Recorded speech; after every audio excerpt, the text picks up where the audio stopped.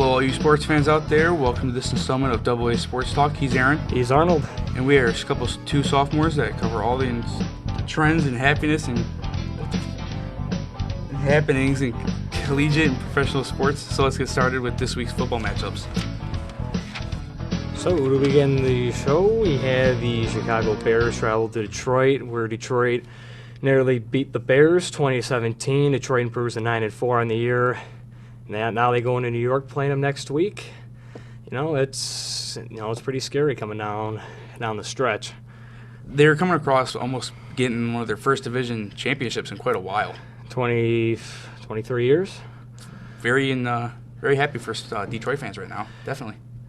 Well, we have to, Lions. They have to go into New York, beat the Giants, who are just coming off a fresh win over the Dallas Cowboys. The final score of that game was 10-7. Odell ended up having 94 yards and a touchdown in that game. For the win, too. New York improves to 9-4. Dallas falls to 11-2. Still is tied for the best record in the National Football League. Another big score from the weekend was Green Bay 38, Seattle 10 from Lambeau. Green Bay's now 7-6. Seattle's 8-4-1. So what do you think? What do you think of Green Bay now? They're definitely still a playoff contender. You can't count on Aaron Rodgers and the Packers. Even though Detroit's looking very good and looking like they're probably going to take the division title, you can never count out the Packers. I mean, we also have the Vikings, who beat Jacksonville this weekend in Jacksonville. So that Detroit hasn't clinched anything yet. I would almost count out Minnesota almost. With them going 5-0 on the season and then losing, 5 straight? It's just too much of a hole they dug for themselves. Well, they're 7-6, same record as Green Bay. Detroit lost to Green Bay earlier in the year, but Detroit has the tiebreaker over Minnesota, 2 games. Very true. And Green Bay is also a way better football team than Minnesota. Way more talent and just a lot of veteran leadership on that team. The two teams will play each other not this upcoming week, but in 2 weeks. Green Bay will be hosting Minnesota in that game. Green Bay has now 3 divisional games to conclude the year. They got Chicago, Minnesota, then Detroit. 2 of those games are on the road. 1's at home. So it's going to be interesting for the NFC North. But moving from the NFC North to the NFC South, the Atlanta Falcons won 42-14 in L.A. Atlanta improves to 8-5. L.A. falls to 4-9. Atlanta is tied now in that division with Tampa, who's now 8-5 after their win over New Orleans, 16-11. If you looked at the Atlanta stats, Atlanta actually has been in the end zone more times this season in the new stadium than L.A. has. I saw that stat. Yeah, that's sad for L.A. It's disappointing. Mm-hmm. The team moved from St. Louis to L.A., all this attention, all this promise. The only promise they really have is Carson Wentz, is Jared Goff and Todd Gurley, really. Wrong team. Carson Wentz, Philadelphia. Yep. Well, speaking of Philadelphia, the Eagles ended up losing to Washington 27-22. In that game, Washington's still not out of it, still fighting for a wild card, depending on if Tampa Bay will lose down the stretch.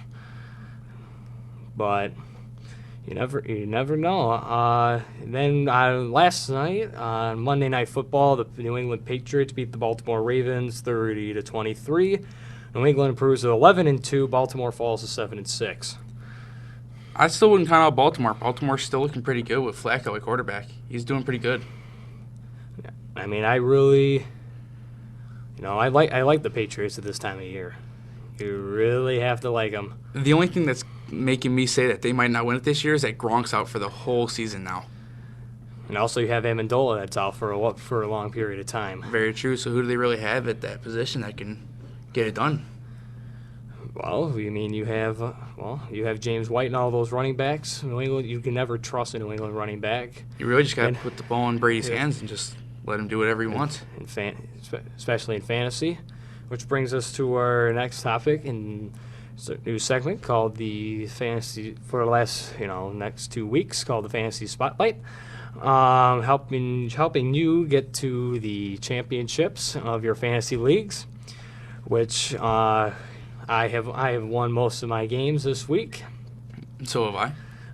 So I mean, when you look at it, I mean, Le'Veon Bell, woo man. Going against Buffalo. But first off, Buffalo just sucks in general, and with all the snow and stuff, Big Ben couldn't throw that ball yesterday, so he had to go to the ground game, and Bell came up big, especially for all you fantasy owners. With him, 47 points. Yeah, it's just ridiculous. You have to start him next. You have to start him for the rest of the year. He's definitely a starter. Definitely. He's doing better than David Johnson and Todd Gurley, who were projected to go higher at the beginning of the season. Okay, now who would you rather have coming down here, Kirk Cousins or Dak Prescott here? I'd have to go Kirk Cousins. Cousins has got the Panthers on Monday night this week. The Panthers, they just can't get it rolling. Kirk Cousins is always reliable. If you looked at his Dak Prescott score from last week facing New York, he didn't do anything. Terrible. He was terrible. I think he dropped like 4 fantasy points total. If he's supposed to be the MVP, which everyone's saying he is, oh God, no. Then why? If an MVP is supposed to take your team down the field and score, and what he choked. Dak Prescott choked. And the only person on that team that is MVP worthy is Ezekiel Elliott. He's the only one that's worthy because Prescott proved himself. He proved because he's still a rookie. He's not an elite quarterback yet like Brady, or what Peyton Manning was, or Rodgers or Brees. He's not like that. The Cowboys before Prescott and Ezekiel Elliott, they were barely a playoff team. And then sure you have Prescott who's taking over for Tony Romo and doing decent. But if you look at it, Ezekiel Elliott's been carrying this whole team this whole season. If Prescott, continues to struggle these next couple of weeks, could we see a return of Tony Romo at quarterback? I think they'll probably start Prescott for the rest of the season. But I think when it comes to the playoffs, and they need that clutch gene, that veteran instinct in the playoffs. But he hasn't played all year. Well, it's very true, and they're probably looking at him in practice and making sure he's doing fine. Practice doesn't mean anything. Well, true, but if he's still in healthy condition and he's throwing the rock fine, they might end up starting him. You're playing in the playoffs. The intensity's higher. Intensity's higher. Everything. It's worth more. You could see Romo in Week 17 when Dallas has nothing to play for. But they probably will start him there. You'll probably see him in Week 17, but unless Prescott gets hurt, I hope Romo comes back. You hope Romo comes back? Oh, I hope Romo comes back. Why?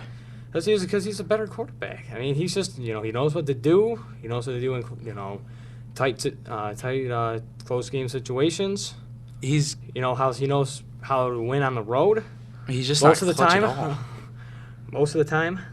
Yeah, most of the time. Most of the time, it depends on scenarios. But if he does come back, I'm worried about can he be able to run the offense like Prescott has, like getting the ball to Elliott fine or throwing it fine. I'm worried about him coming back. It's that offensive line. That offensive line has been. Team. It's it's not. Prescott's been great. That's not Elliott's been great. It's that offensive line that's been great. They've always had that offensive line. That's why those two are so successful. Oh, definitely. That's why Romo was successful. Exactly. That's why he was so successful, and that's why you have to take that into account. And also keep an eye out for that as you head for your fantasy championships. If you got knocked out, that's okay. Just continue playing in those consolation tournaments and get back at it next year. Don't forget to go on NFL.com and play the playoff challenge, and so just select your players that you think will go the farthest in the playoffs, and you can end up winning some good prizes from the NFL. So moving on from Fantasy Spotlight. We have LA at Seattle this Thursday night. More recent news out of Los Angeles is that the Rams just fired head coach Jeff Fisher, who's been with the team 5 years and has tied with the worst coaching record in NFL history. I'd be surprised if any team hired him at this point. Not now. No, definitely not now. When he was hired by LA 5 years ago and he was looking promising. St. Louis. I'm ridiculous. Well, it's still L.A. But when he was hired, he looked promising, and they figured that they might be able to like have him take them to the playoffs, but he just hasn't been able to get anything Even with there. Tennessee, he's stunk. Mm-hmm. Even with Tennessee, he stunk. And then he leaves, and then they're turned around right away. So what's next for LA moving forward? I mean, I'm looking. If I'm them, I would still be looking to hire college coaches, really good college coaches. There's rumors about Harbaugh going back to NFL. oh, I hope that happens. I don't think it will, just because how well he's doing with Michigan and how he loves them players. Harbaugh loves his money. Well, true. But who I'd be looking to hire if I was LA would be the Clemson head coach. His name I can't remember his name at the moment right now, but I would definitely be looking to hire him. He's been doing great over there, and I know for a fact that he'd be There's loving. no way he would want to leave. If he's being that successful at Clemson, he's not going to leave. He may be successful, but I bet you if Deshaun Watson goes into the draft this year, that he might just be leaving, or he might be considering it more highly. Yeah, but but think about it. Jim Harbaugh, when he was with San Francisco, he made more money than he is right now with Michigan. And with Michigan having all those seniors leaving, and with the rumor of Jabril Peppers leaving, and him losing the Heisman, I mean, Well, it was already written that he wasn't going to win the Heisman. Lamar Jackson was just ridiculous this year. well, yeah, well, now with Peppers saying, with all 43 seniors leaving, the team's not going to be successful. You definitely got to think that LA's going to throw the money at Harbaugh just to get him with the way he did with Kaepernick. He's been talking to LA for months. Oh, yeah. What he did to months. Kaepernick for San Francisco was just game-changing. And then obviously he left after the Super Bowl loss, but it's still what he did for that, like for the quarterback. If he can do that same thing to Jared Goff and get him going, that is going to be very good for LA. He's going to LA. I just know it. He's going to go. Me being a Michigan fan, I hope not, but You're I wrong. would definitely You're like wrong. to see. I'd definitely like to see him succeed though if he does leave. You're wrong. That's all I have to say about that.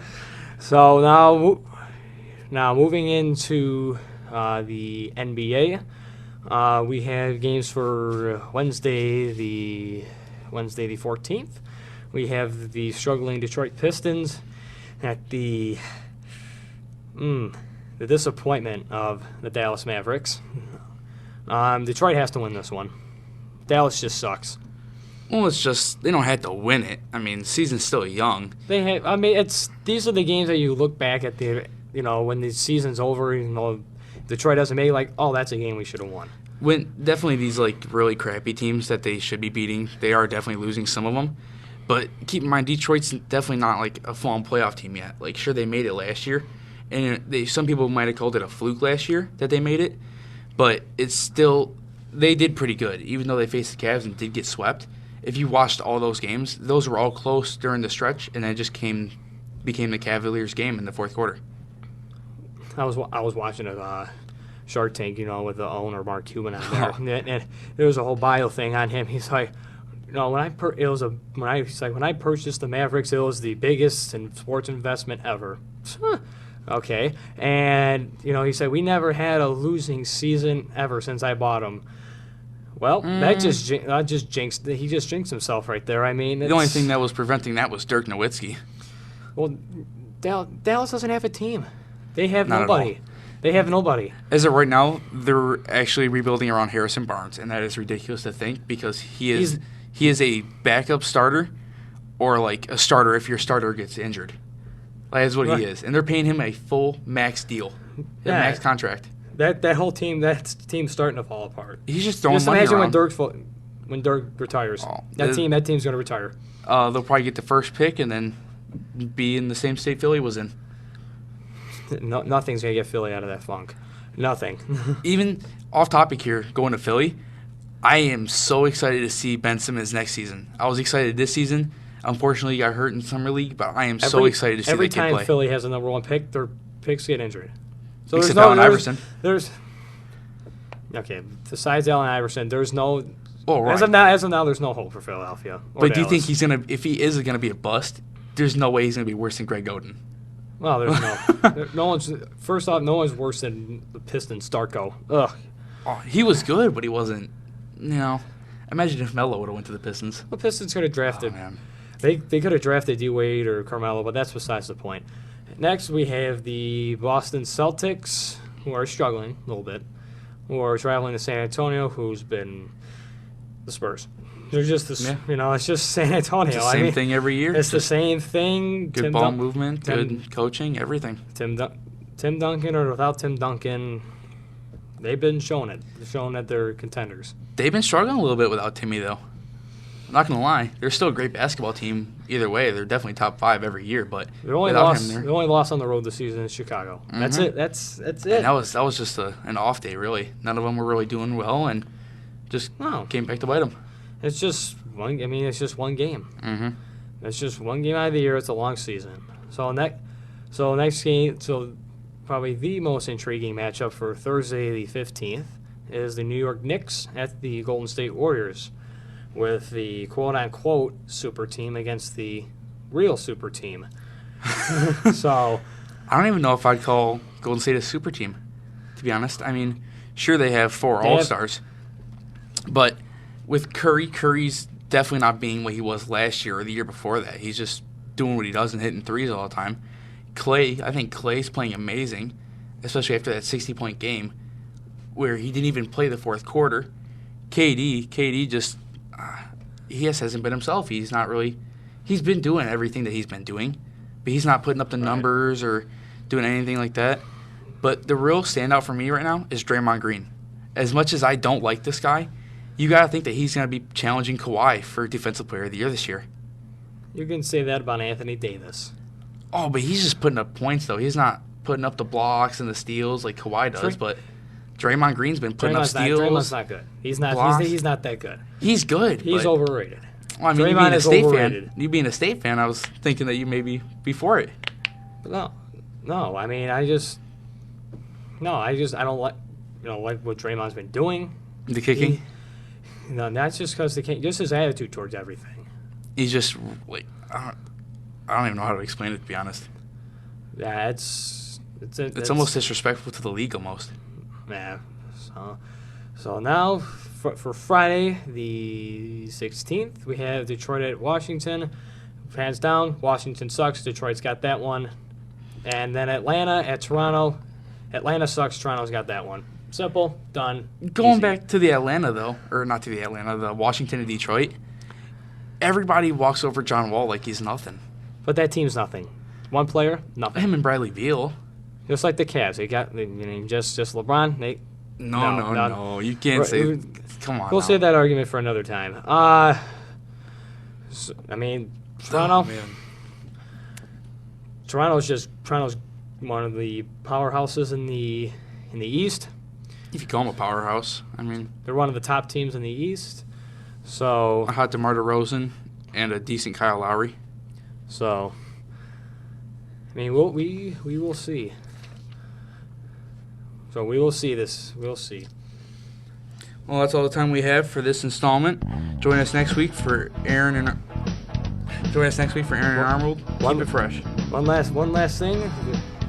Go on Bleacher Report. There's this cartoon called Gridiron Heights. Just look it up.